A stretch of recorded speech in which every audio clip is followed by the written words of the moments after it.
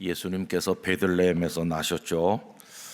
올해는 우리 영락교회 성도들의 마음에서 나시기를 바랍니다. 주님이 우리에게 탄생하여 오셨습니다. 오늘 대림절 세 번째 주일 삼부 예배에 나오신 성도님들 모두에게 하나님의 은총을 기원합니다. 여러분, 오이코스 성경 읽기 잘하고 계시죠? 네, 잘 못하는 분도 몇 분 있는 거 제가 알고 있는데요. 그래도 이렇게 책을 받으면 또 의욕이 생기잖아요. 내년도에는 나의 기도와 오이코스 이걸 같이 할 수 있도록 이렇게 조금 다르게 만들어서 오늘부터 성도님들이 이걸 구하실 수 있으니까, 그래서 내년에 같이 말씀 따라 걷게 되기를 원합니다. 오늘 읽은 이 고린도 후서 12장 1절 이하의 몇 절에는 두 사람이 등장하는 형식으로 말씀이 진행되고 있습니다. 한 사람은 5절에 있는 것처럼 나라고 지칭된 사람이죠. 5절에 나를 위하여는 이렇게 나오는데, 여러분, 이 나가 누굴까요? 두말할 것도 없이 고린도 후서를 성령님의 감동으로 기록하신 사도 바울 자신을 말합니다. 그러면 바울이 어떤 분인지는 다들 아시죠? 원래 그의 이름은 사울이었습니다. 그는 태어날 때부터 로마 시민권을 부여받는 상당한 가문에서 출생했습니다. 그리고 그가 태어난 곳은 오늘날 터키의 동남부 쪽에 길리기아라고 하는 지역이 있는데, 그 중에 중심 도시인 다소라는 곳에서 태어났습니다. 이 다소는 헬라 문화가 굉장히 번성했던 곳입니다. 그래서 그는 거기서 헬라 언어, 또 헬라의 문학, 헬라의 철학을 정통하도록 많이 배웠습니다. 그리고 언제부터인지 모르지만 그는 유대 예루살렘으로 보내져서 당대 최고의 유대 학자인 가말리엘이라고 하는 사람의 문화생이 되었습니다. 가말리엘의 제자라고 하는 신분은 요즘식으로 말하면 이런 겁니다. 그 사람 하버드 대학 수석 졸업했대. 그 정도의 권위와 명예를 가진 겁니다. 그의 앞날이 창창하게 보장된다, 그런 말이죠. 그는 베냐민 지파 출신이고 또 신앙적으로 말하면 바리새인이었습니다. 그리고 얼마나 종교적 열심이 특별했는지 하나님의 말씀을 지키는 데 있어서 흠이 없다고 본인이 자랑스럽게 말할 정도로 대단했습니다. 여러분, 그가 자신을 소개하는 이야기가 빌립보서 3장 5절 6절에 다음과 같이 나와 있습니다. 나는 8일 만에 할례를 받고 이스라엘 족속이요 베냐민 지파요 히브리인 중에 히브리인이요 율법으로는 바리새인이요 열심으로는 교회를 박해하고 율법의 의로는 흠이 없는 자라. 이렇게까지 말할 수 있을 만큼 대단한 인물이 사울, 바로 그였습니다. 그런데 참 이상한 것은 그렇게 대단한 자부심을 가졌던 그가 오늘 읽은 이 고린도 후서 말씀에 오면 나라고 지칭하는 자기 자신에 대해서 전혀 자부심을 느끼지 못하고 있다는 겁니다. 오히려 그는 반대로 말하고 있습니다. 나에 대해서 생각해 보면 자랑거리 하나도 없습니다. 오히려 나는 연약한 것밖에는 없어서 굳이 자랑하라고 한다면 연약한 것을 자랑할 수밖에는 없습니다. 그런 식으로 이야기하거든요. 오늘 읽은 말씀 5절 후반부를 보십시오. 나를 위하여는 약한 것들 외에 자랑하지 아니하리라. 이 말은 자랑거리가 없다는 겁니다. 기껏 자랑한다고 해봤자 연약한 것밖에는 없는 나입니다. 그런 말이죠.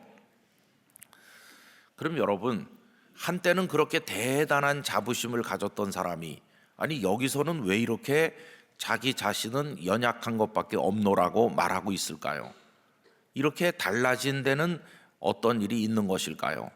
그것은 그의 인생을 180도 전환시키는 어떤 체험이 있었기 때문이죠. 성도님들이 이미 잘 알고 있는 겁니다. 그는 젊었을 때 예수님을 믿는 사람들을 굉장히 미워했습니다. 그래서 예수님을 믿는 사람들을 핍박하는 일에 앞장섰던 사람이죠. 어느 정도로 열심히 있었느냐 하면 저 북쪽에 다마스커스, 다메섹에 있는 그리스도인들까지 가서 잡아오려고 할 정도로 열심히 대단했습니다. 그래서 대제사장들에게 공문을 받아서 자격을 부여받은 이후에 그는 다메섹에 있는 그리스도인들을 잡아오려고 길을 떠났습니다. 여러 날 걸음을 재촉한 끝에 다메섹이 저만치 보이는 가까운 곳에 도달했는데 그는 거기서 인생이 전환되는 체험을 하게 됩니다. 그 시간은 정오쯤 되었다고 그랬으니까 한낮에 태양이 가장 밝고 뜨겁게 내리쪼이는 시간인데 그때 그는 태양빛보다 더 밝은 어떤 빛을 비추임을 받고 그 자리에 나가 떨어졌습니다. 태양빛보다 더 밝은 빛으로 그를 비추신 분은 예수 그리스도이셨습니다. 그는 나가 떨어져서 외쳤습니다. 도대체 당신은 누구십니까? 그랬더니 예수님의 음성이 들렸는데 나는 네가 핍박하는 박해하는 예수다. 그 음성을 듣게 됩니다. 그리고는 그의 눈이 멀어서 앞을 볼 수 없게 됐습니다. 그래서 사람들의 손에 이끌려서 다메섹으로 들어갑니다. 다메섹에 있는 그리스도인들을 잡아오려고 갔던 사람이 이제는 거꾸로 남의 손에 붙들려서 인도를 받아야 갈 수 있는 신세로 전락하였습니다. 그는 앞을 보지 못하는 채로 사흘 동안 식음을 전폐하고 거기서 머물게 되는데 사흘이 지난 이후에 그 다메섹에 살고 있는 아나니아라고 하는 사람이 와서 그의 머리에 손을 얹고 기도를 해줍니다. 아나니아의 기도를 받는 순간 눈에서 비늘 같은 게 떨어지면서 눈이 밝아졌고 다시 세상을 볼 수 있게 되었습니다. 여러분, 이 아나니아는 다메섹에 살고 있는 신실한 하나님의 사람이었는데 만약에 이 사울에게 그런 일이 일어나지 않았더라면 붙들려 가는 사람 중에 아나니아도 포함되어 있었을 가능성이 높지요. 그런데 오히려 아나니아가 와서 그를 위해 기도를 해주게 된 겁니다. 다시 눈이 열려서 세상을 바라보게 되었는데 다시 바라보는 세상은 예전의 세상이 아니었습니다. 그의 눈에는 분노와 그리스도인들에 대한 어떤 나쁜 마음만 있었던 것이 아니라 이제 그런 것들은 온데간데 없이 사라졌고 예수 그리스도를 바라보는 마음의 눈이 열린 사람이 되었습니다. 그래서 예수님을 핍박하고 예수님을 믿는 사람들을 잡으러 다니던 그가 이제는 완전히 딴 사람이 되어서 예수님을 자신의 구원자로 믿는 메시아로 믿는 사람으로 바뀌었을 뿐만 아니라 만나는 사람들을 붙들고 예수님이 메시아이십니다, 그리스도이십니다 이렇게 전도하는 사람으로 완전히 새 사람이 되었습니다.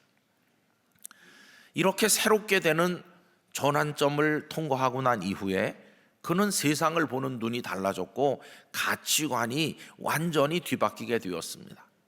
앞에서도 언급했던 한때 자부심을 가졌던 자신의 가문, 자신의 학문, 자신의 배후에 있는 막강한 세력, 자신의 보장된 창창한 미래 이런 것들을 그동안 자랑했었는데 이제는 그것들이 아주 하찮은 것에 불과하다는 생각이 들었고 심지어는 하찮을 뿐만 아니라 빨리 내버려야 되는 배설물이라고 생각하기에까지 이르게 되었습니다. 여러분, 그가 이렇게 말하는 얘기가 이제 빌립보서 3장 7절 이하에 나옵니다. 그러면 그동안 자랑거리로 여겼던 모든 것을 해로 여기고 배설물처럼 생각한다면 이제 그는 무엇을 자랑하며 살게 되는 것입니까? 그는 자랑거리가 바뀌었어요. 이제 그는 그리스도 예수를 아는 지식을 가장 고상하게 자랑거리로 여기는 사람으로 완전히 뒤바뀐 것을 볼 수 있습니다. 그 빌립보서 3장 7절 이하의 말씀 제가 읽어드리도록 하지요. 그러나 무엇이든지 내게 유익하던 것을 내가 그리스도를 위하여 다 해로 여길 뿐더러 또한 모든 것을 해로 여김은 내 주 그리스도 예수를 아는 지식이 가장 고상하기 때문이라. 내가 그를 위하여 모든 것을 잃어버리고 배설물로 여김은 그리스도를 얻고 그 안에서 발견되려 함이니 내가 가진 의는 율법에서 난 것이 아니요 오직 그리스도를 믿음으로 말미암은 것이니 곧 믿음으로 하나님께로부터 난 의라. 이렇게 고백합니다. 전에는 율법의 의로는 흠이 없다고 자랑할 정도로 율법 조항을 열심히 지키면서 그걸 자랑스럽게 여기고 예수님을 믿는다는 사람들을 핍박하고 이랬었는데, 이제 새로운 눈이 열리고 보니까 인간적으로는 어떤 율법을 지키는 방법으로는 의를 얻을 수 없고 예수 그리스도 안에 있는 구원을 얻어야만 참된 사람이 된다는 사실을 깨닫게 되었다는 것입니다. 그래서 그리스도 예수를 아는 지식을 가장 고상하게 여기게 된 것이죠. 그래서 이제 그는 자랑하는 것들이 바뀌게 됐어요. 예전에 자랑했던 모든 것들은 다 배설물처럼 버리게 되었고, 그가 새로운 자랑거리로 붙들게 된 것은 예수님을 만난 일, 예수님을 아는 일, 예수님께 받은 은혜와 사랑, 또 체험했던 놀라운 주님의 세계, 이런 것들을 자랑하는 사람으로 바뀌게 되었다는 것이. 그리고 이제 오늘 읽은 이 고린도후서 12장 말씀을 보면 그는 두 번째 사람을 소개하고 있습니다. 아까 처음에 자신을 나라고 지칭하면서 자랑할 게 아무것도 없고 약한 것들밖에는 할 말이 없다, 그렇게 말했었죠. 그런데 이제 두 번째 사람을 그가 어떻게 언급하냐 하면 마치 다른 사람을 언급하듯 언급하고 있어요. 2절에서는 그를 뭐라고 말했냐 하면은 내가 그리스도 안에 있는 한 사람을 아노니 라고 표현을 했고, 또 3절과 5절에서는 이런 사람 이렇게 지칭하고 있어요. 여러분, 이런 사람이라고 지칭되는 그리스도 예수 안에 있는 그 사람은 도대체 어떤 사람이냐 하면 자랑할 게 굉장히 많은 사람이다, 이렇게 소개합니다. 5절 말씀을 보십시오. 내가 이런 사람을 위하여 자랑하겠습니다. 그러나 아까 말씀드린 것처럼 나를 위하여는 약한 것들 외에 자랑하지 아니하리라, 이렇게 말하죠. 그럼 여러분, 이런 사람이라고 지칭된 그는 어떤 자랑거리를 가진 사람일까요? 한마디로 말하면 주 예수 그리스도를 아는 지식을 누구보다도 많이 가진 사람이기 때문에 그는 자랑스러운 사람이다, 이렇게 얘기하는 거죠. 그러면 이 두 번째 사람은 어떤 체험을 가졌나요? 아까 2절에 보면 그리스도 예수 안에 있는 사람이라고 말했고, 또 3절 그 이후에 계속 보면 셋째 하늘을 체험했다고 말해요. 여러분, 여기 셋째 하늘을 보통 3층 천 그렇게 말했는데 이걸 사람의 언어로 설명하기는 어렵죠.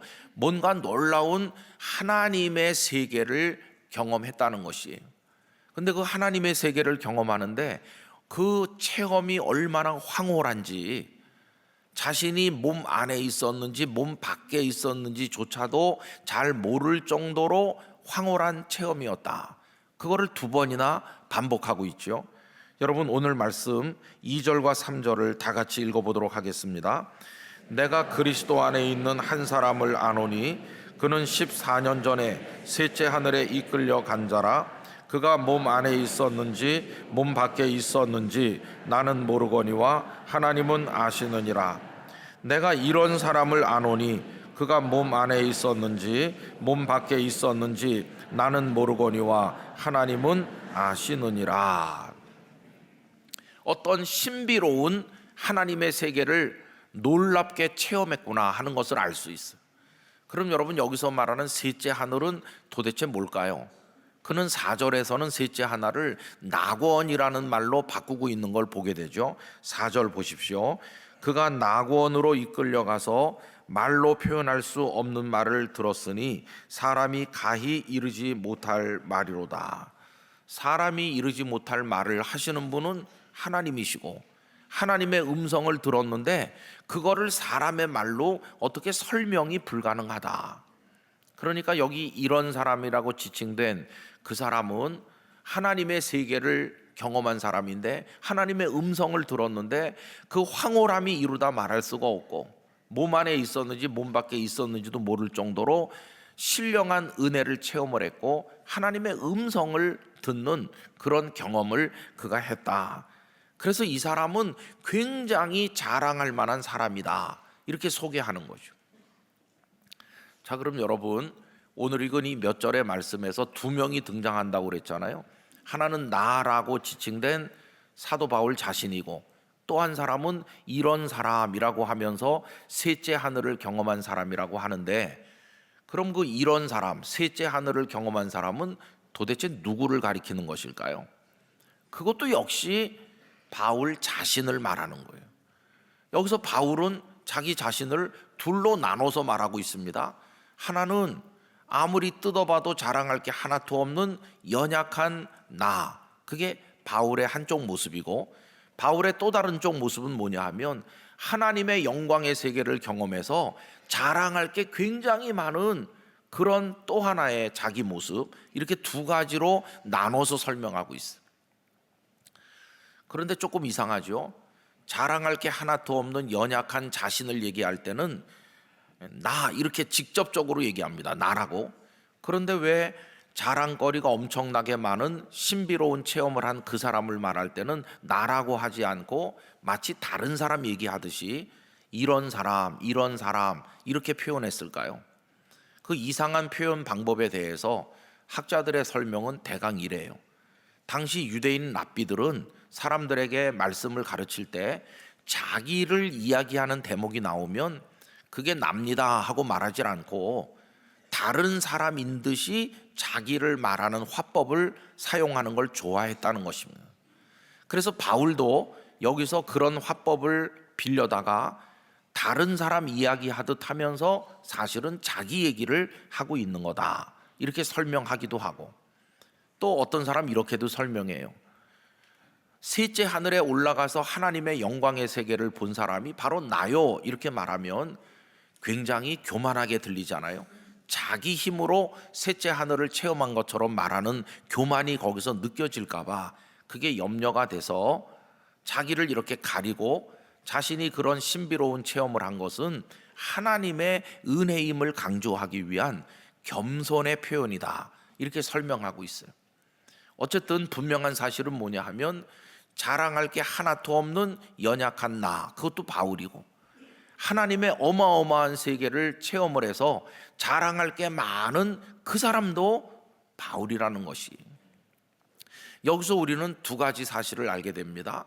하나는 세상에서 자랑거리가 못 되는 무익한 것이 뭔지를 알게 되고, 또 하나는 진정으로 우리가 평생 자랑할 만한 참된 자랑거리가 무엇인지를 알게 되는 거죠. 사울로 살던 그가 바울로 변화됐는데 그 사이에 자랑거리가 바뀌었다는 걸 알 수 있어요. 사울로 살 때는 아까 말씀드렸던 자신의 가문이 대단하다, 자신이 학문이 대단하다, 이런 것들을 쭉 자랑했어요. 근데 그리스도를 만나고 새 사람이 된 이후에는 예전의 자랑거리들은 다 배설물처럼 여기고, 그리고 예수 그리스도의 세계를 경험한 그 은혜를 경험한 것만 자랑거리로 여기고 있는 것이, 여러분 누구든지 그리스도 예수 안에 있으면 새로운 피조물, 새로운 사람으로 변화되는 것인데, 그 사람이 새로운 사람이 된 증거가 뭡니까? 자랑거리가 바뀐다 하는 것입니다. 자, 그러면 여러분, 바울이 이 셋째 하늘을 경험하는 신령한 은혜의 체험을 도대체 언제 한 것일까요? 성경에는 그거에 관한 명확한 언급은 없죠. 그런데 오늘 읽은 말씀에 힌트가 하나 있어요. 그럼 뭐라고 표현했냐 하면은 14년 전에라고 얘기하거든요. 이 갈라디아서를 기록했던 그때로부터 14년을 거슬러 올라가 보면 어디에 있을 때 어떤 체험을 했는지 짐작은 할 수 있죠. 여러분, 여기 14년 전이라고 말할 때는 어느 때냐 하면은 그가 다메섹으로 가다가 예수님을 만나서 변화된 이후에 그가 예루살렘에 올라가게 됩니다. 근데 예루살렘에 갔더니 한때는 그의 적극적인 옹호자, 지지자였던 유대인들이 저 사울이 변절자가 돼서 예수 믿는 자로 바뀌었다, 그 다음부터는 그를 죽이려고 하거든요. 그래서 그가 신변의 위협을 느낍니다. 그랬더니 예루살렘의 지도자들이 그를 여기 예루살렘에 머물면 위험할 테니 당신의 고향으로 가 있어라. 그래서 그 태어난 곳 다소라는 곳으로 돌아가 있거든요. 그때 아마 이 셋째 하늘을 체험했을 거다. 연대를 맞춰보면 대강 그렇게 우리가 볼 수 있어요.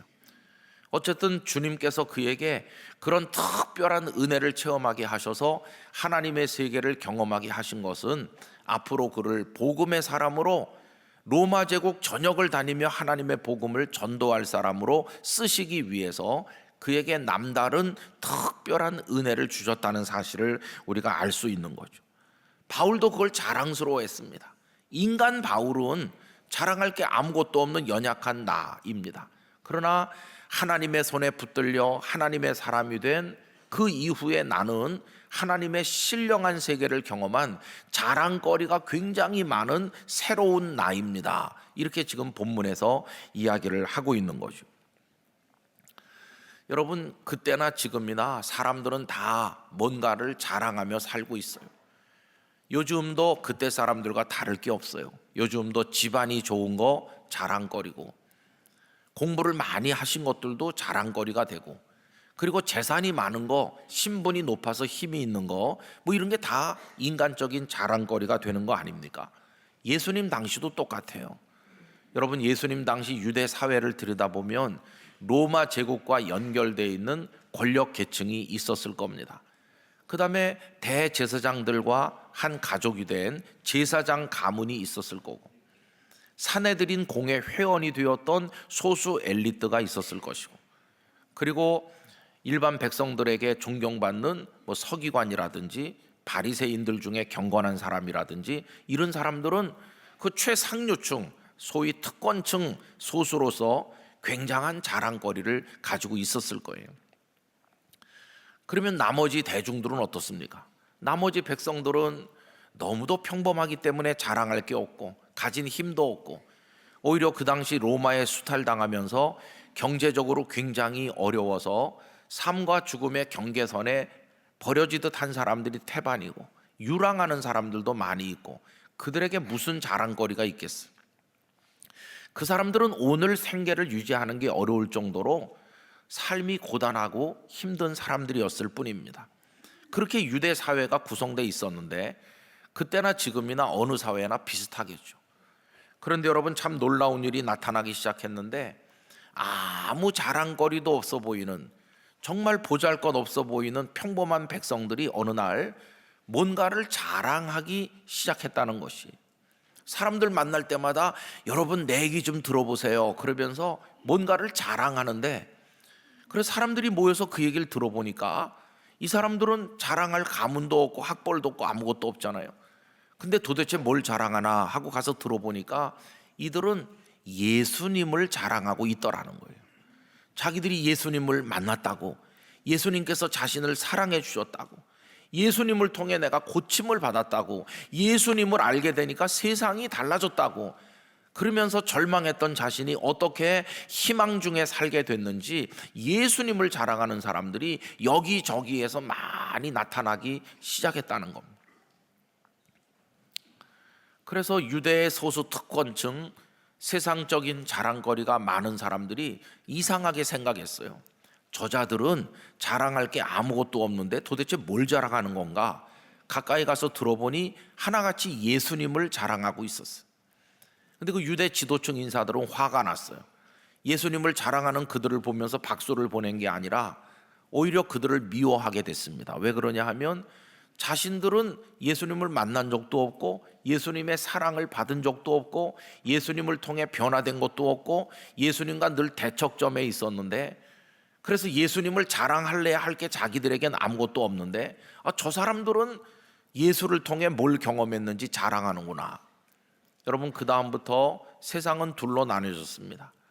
이 세상에 있는 여러 가지를 붙들고 그것들을 자랑하면서 사는 사람들이 있는가 하면, 비록 그런 것들을 자랑할 게 아무것도 없지만 예수님을 자랑하면서 힘들고 고단한 인생을 기쁨과 감사로 살아가는 사람들, 이렇게 둘로 나뉘게 된 것이, 왕왕 세상에서 힘을 가진 쪽은 이쪽이었습니다. 그래서 이 사람들이 예수님을 자랑하는 사람들을 핍박하기도 하고 심지어는 죽이기도 했는데, 이 두 사이에서 치열한 영적 전쟁이 오늘까지 계속되고 있다고 말할 수 있습니다. 자랑할 게 아무것도 없던 사람들이 예수님을 자랑하게 되는 이 이상한 이야기는 오늘 우리들 중에도 나타나고 있는 거죠.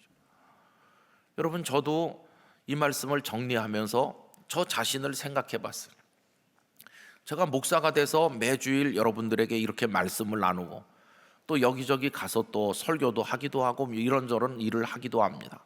사람들이 저를 참 귀하게 생각해 주고 또 제가 전하는 말씀을 듣고 은혜를 받았다고 연락을 하는 분도 있고 그렇습니다.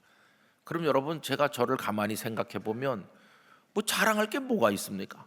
저희 집안 글쎄요, 몇십 조 위 선배까지 어른들까지 거슬러 다 사돈의 팔촌까지 뒤지며 올라가 보면 대감마님 했던 분들 한두 명은 있겠죠. 옛날에. 근데 그걸 뭐 지금 자랑하겠어요? 가깝게 말하면 저희 아버님 어머님 자랑할 게 아무것도 없어요. 자랑하긴커녕 고향 산천 다 잃어버리고 6.25 사변 때 내려와가지고 정말 뼈 빠지는 고생을 하면서 너무나 안타까운 눈물의 세월을 살았지 어디다가 내놓을 게 아무것도 없어요. 저희 집안에는 뭐 석학도 없고 재벌도 없고 뭐 자랑거리가 없어요. 그런데도 제가 지금 여기 서서 있잖아요. 이거 어떻게 이렇게 이런 일이 일어났지? 생각해 보면 딱 하나예요. 주님이 저를 사랑했기 때문이에요.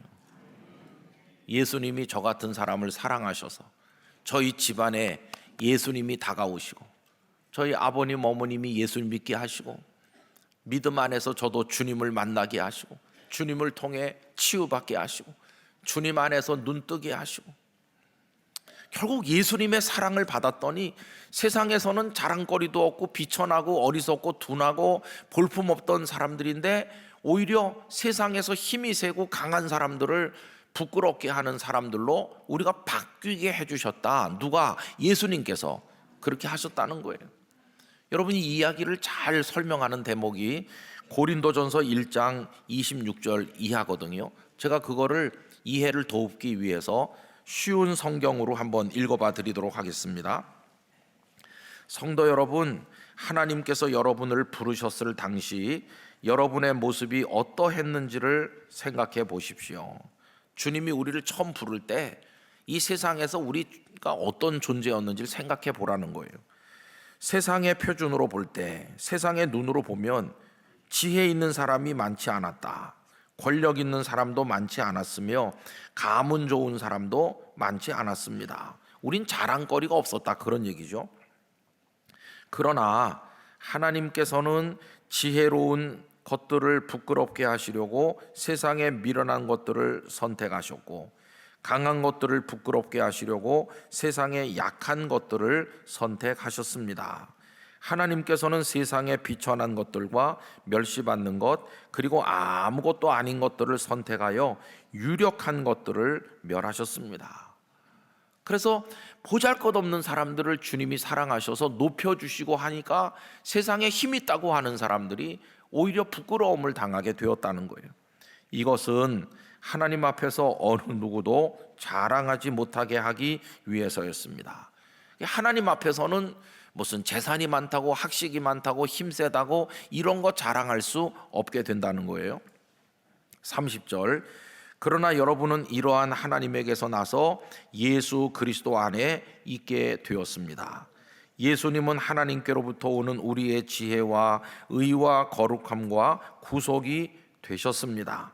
그러므로 성경에 기록되었듯이 자랑하는 자는 주님 안에서 자랑하십시오. 여러분, 자랑하는 자는 주님 안에서 자랑하라는 말이 무슨 말일까요? 인간적인 자랑거리 그거 자랑하지 말고 주님을 만난, 주님의 은혜를 입은, 주님의 세계를 경험한 그거 자랑하라는 거예요. 여러분, 우리 이제부터 예수님만 자랑하는 사람이 돼야 될 줄로 믿습니다. 근데 이게 어떻게 가능해진 것일까요? 예수님께서 이 땅에 탄생하여 오셨기 때문에 예수님을 자랑하는 사람들이 생겨날 수 있었다는 것이에요. 사울에게도 예수님께서 다메섹 도상에서 그를 부르시는 은혜를 주시고 셋째 하늘을 경험하는 은혜를 주시지 않았더라면 그는 여전히 자기가 배설물로 여긴다고 말한 그것들을 죽는 날까지 붙들고 그거 자랑하면서 살다가 세상을 끝냈을 텐데 주님께서 그에게 은혜를 베푸시고 눈을 열게 해주셔서 이제는 그거 다 버리고 예수 그리스도를 자랑하는 사람으로, 참된 것을 자랑하는 사람으로 바뀌게 해주셨다 하는 것이, 여러분 마태복음, 마가복음, 누가복음, 요한복음, 복음서를 읽어보면 다 예수님을 만나 예수님을 자랑하는 사람들의 이야기로 가득 차 있어요. 나사렛의 보잘것없는 처녀 마리아, 그냥 볼품없는 평범한 처녀입니다. 그런데 그 여인에게 평생의 자랑거리가 생겼잖아요. 나같이 비천한 여인을 하나님이 선택하셔서 독생자 예수님을 낳는 어머니 역할을 하게 하셨으니 이 얼마나 자랑거리인가. 내가 예수님의 어머니입니다. 이렇게 평생을 자랑하게 됐어요. 또 아주 보잘것없는 직업인 목수로 살던 한 청년 요셉이 탄생하시는 하나님의 아들의 양아버지 역할을 하게 됐는데, 요셉의 이름이 유명해진 게 무엇 때문입니까? 다른 거 아무것도 없고 예수님의 양부였다고 하는, 예수님을 통해서 그는 자랑거리를 가진 거예요. 베들레헴의 목자들을 생각해 보세요. 여러분, 목자는 그 당시 아주 하층 직업 중에 하나인데 그 사람들 고단한 인생 삽니다. 남들 다 잘 때 잠도 못 자고 들판에서 양떼를 지키는 어려운 생애를 살던 보잘것없는 사람들이지만, 그날 천군 천사의 노래를 들으면서 너희를 위하여 구주가 나셨다, 베들레헴 마구간에 가서 탄생하신 예수님 만났고 그게 그들의 평생의 자랑거리가 됐어. 손자 손녀들 모아놓고 이들이 다 늙은 다음에 얘들아, 이 할애비가 이만했을 때 내가 마구간에서 그분을 봤거든. 이 눈으로 그분을 만났다니까. 예수님이 그들의 평생의 자랑거리가 돼요. 예수님의 발걸음이 닿았던 이 동네 저 동네 길거리에서 만난 사람들이 다 예수님을 자랑하는 사람이 됐어요. 어떤 사람은 손을 흔들면서, 여러분 이 손 이거 아시죠? 이게요 여기 굳어서 마비돼 갖고 움직이지도 못한 그런 말라붙은 손인데 이 손을 예수님이 펴주셨습니다. 예수님을 자랑하고. 어떤 여인은 저를 보세요, 제가 12회를 혈루증으로 앓으면서 희망 없었던 여자인데 주님이 저를 깨끗하게 하셨습니다. 그렇게 예수님을 자랑하고. 어떤 사람은 제 얼굴과 손을 보시라고, 제가 나병 환자로 다 썩어 들어가고 있었는데 그분이 나를 더럽다고 하지 않고 손대주시고 손을 만져주시고 당신께서 저를 고쳐주심으로 내가 이렇게 어린아이 같은 피부로 새로워졌다고 죽는 날까지 예수님을 자랑하고. 베다니 마을의 한 남자는, 여러분 보세요, 여기 제 친구들이 있잖아요. 내가 누구냐 하면 저 무덤에 나흘이나 있었던 사람인데 냄새 날 정도로 시신이 썩어 들어가던 그때 예수님이 나를 살려내시고 걸어 나오라고 하셔서 내가 걸어 나왔습니다. 그때 제가 걸어 나오는 걸 이 친구들이 다 본 증인들입니다. 제가 누구냐고요? 저 나사로입니다. 그러면서 평생 예수님을 자랑해요.